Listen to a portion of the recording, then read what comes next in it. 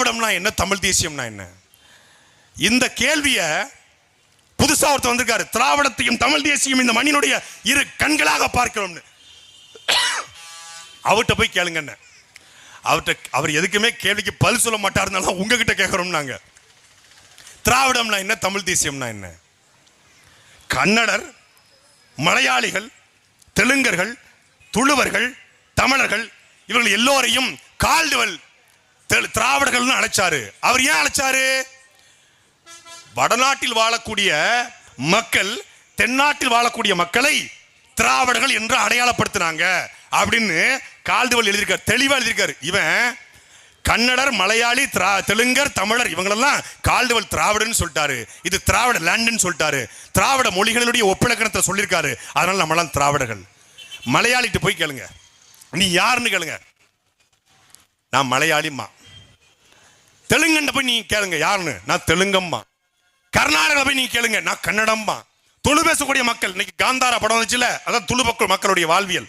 துளு மக்கள் போய் கேளுங்க, அவன் தன்னை துளு என்று அடையாளப்படுத்துவான். ஆனா இவன் மட்டும் நம்ம என்ன சொல்றான், அவன் தெலுங்கனா, அவன் கன்னடனா, அவன் மலையாளியா, அவன் துளுவா, அவன் குஜராத்தியா, அவன் பஞ்சாபியா, அவன் ஒரியனா, ஆனா நான் மட்டும் திராவிடனா.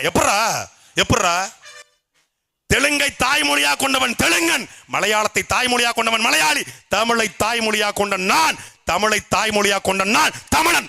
அதுவும் சாதாரண தமிழன் அல்ல, 50,000 ஆண்டுகளுக்கு மூத்த கல் தோன்றி மண் தோன்றா காலத்தை முன்தோன்றிய மூத்த கொடி எங்கள் கொடி, தமிழ் கொடி.